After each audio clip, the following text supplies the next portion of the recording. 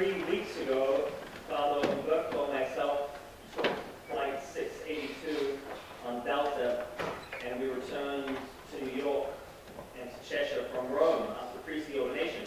We were both exhausted, and we weren't sitting together, and we were looking forward to some rest on the plane. I think Father Devereux got some rest, but I wasn't so lucky.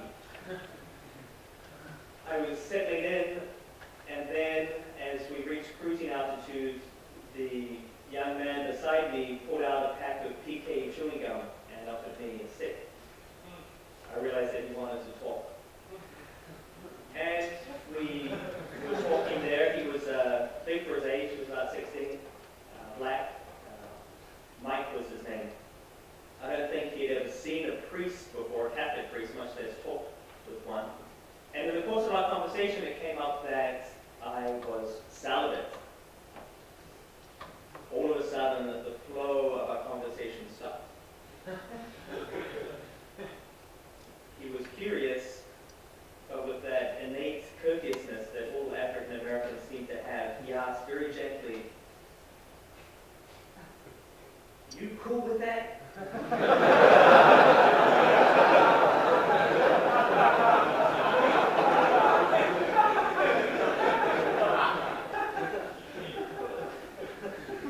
You, professed religious of the Legionaries of Christ, are you cool with that? 10 years ago, I wasn't cool with that at all. I was a humanist. We were up in Canada on a minor vacation, and I was catching up on some exams that I had missed at the end of the semester. And it was summer, and I was 21 years old, and I could hear through the window the people out on the St. Lawrence River. They're water skiing and singing, have a good time, and I was not called at all with that vow of chastity that I had made almost a year previously. Looking back, I realized that God was refining me in fire, that I might one day offer him due sacrifice. He was piercing my heart so that one day the thoughts of many might be revealed. The King of Glory was preparing me for his arrival. What do I get out of being chaste? That was my question. And over the next 10 years, God revealed 3 things to me about this vow of chastity that we make and that we renew today. The first lesson came in 2002.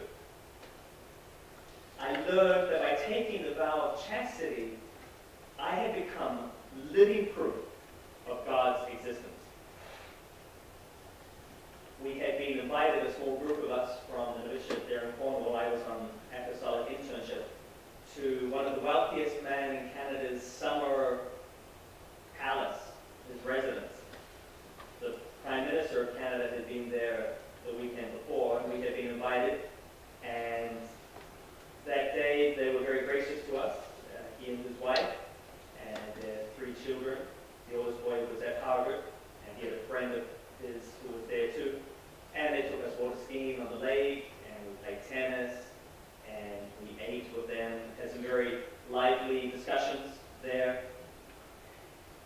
But as we were leaving, I'll never forget that the friends of Paul, the oldest, who was also studying at Harvard, who was not Catholic, and they were just about going off to the disco that night, but he said to us as we were shaking our hands, he said, "You guys are so pure."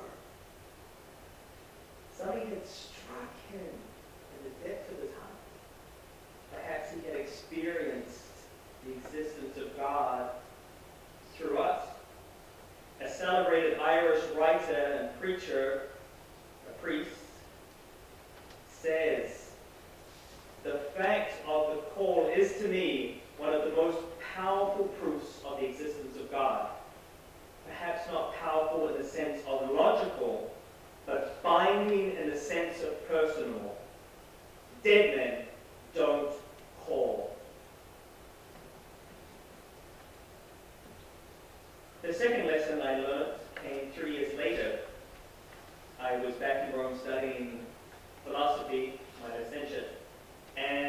to go to pick up some tickets for the Vigil Mass with the Holy Father. So I took the metro and got off at the Piazza della Repubblica, and I was making my way to the American college where the priests study, and you have to go past the Trevi Fountain. And there's always lots of tourists and families and people. And as we were getting closer to the Trevi Fountain, and you can start to hear the water falling, I saw a family in front of us going in the same direction. Mom and Dad and the kids. And I remember they stopped, and Dad picked up his little son and he picked him up in a big hug, a big kiss.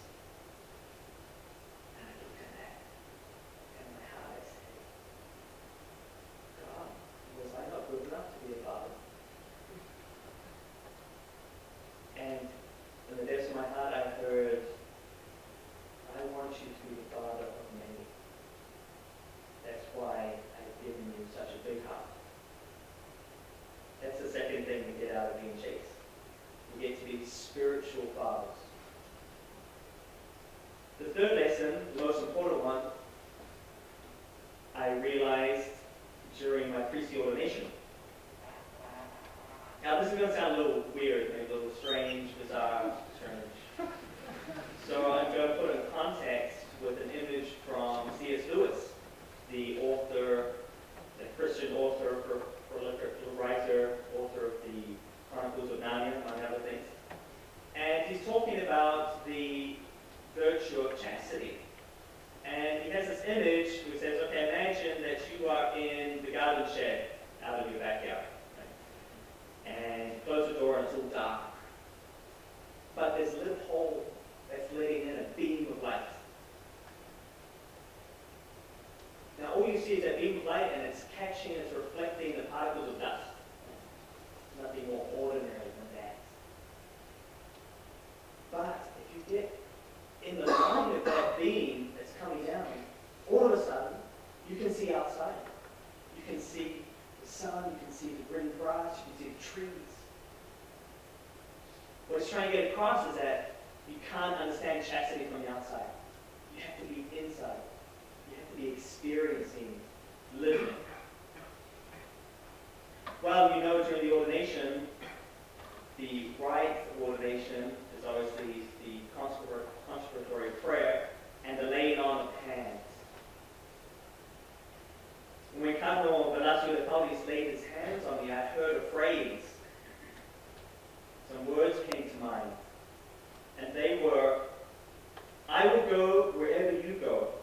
I will live wherever you live. I didn't realize at the time that that is actually from the book of Ruth. And is often used by married couples during their Mass. But I had heard that from my mom. This past year they were celebrating their 50th wedding anniversary. And they were telling us the story of how they got married. And the first time they met, the first date really, they were talking and really decided to get married right there. They had a long engagement after that. And my dad said to my mom, I don't know where we're going to live. And my mom said, I will go wherever you go. That's what the vow of chastity is all about. It's not about saying no, but it's more importantly, it's saying yes to Jesus Christ. Saying yes